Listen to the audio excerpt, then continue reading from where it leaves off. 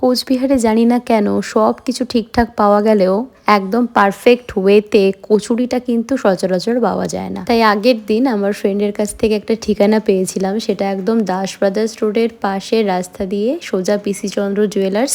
সেই পিসি চন্দ্র জুয়েলার্সের একদম নিচে একটা ভাই দোকান দেয় তার মাকে নিয়ে।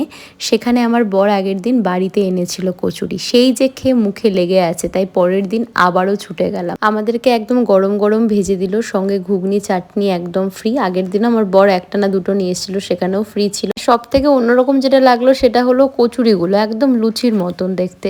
ভাই কটা থেকে খোলো দোকান? বিকেল 4:30 থেকে কটা অবধি থাকো? ভেজ তো পুরো?